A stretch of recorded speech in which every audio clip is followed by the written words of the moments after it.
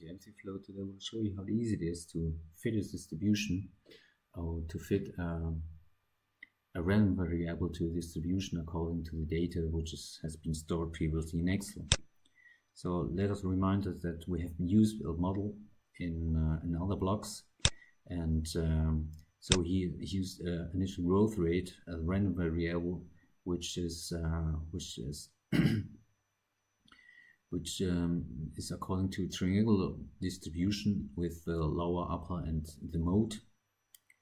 And now we have here the corresponding data of 1000 iterations, and now we assume that this data has not been known or is unknown, and now we would like to fit those data to a distribution.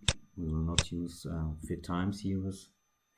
And now what's MC-FLO doing is to compare several distributions that have been which has been built into MC-FLO, and we can sort it according to the arcade information criterion. See here the triangular distribution is the best fit according to the model that has been previously defined.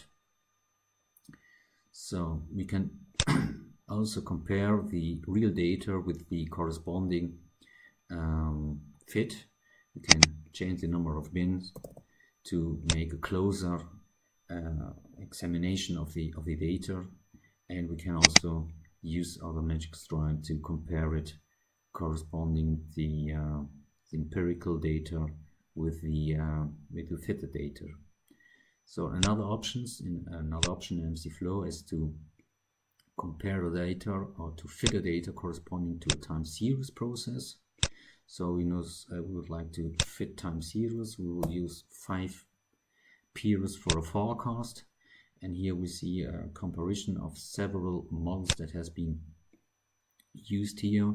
We can use an ARMA model, we can use MA model, and now we can simulate the data for a specific time path and the corresponding upper and lower limits for the 95% confidence interval concerning the time path.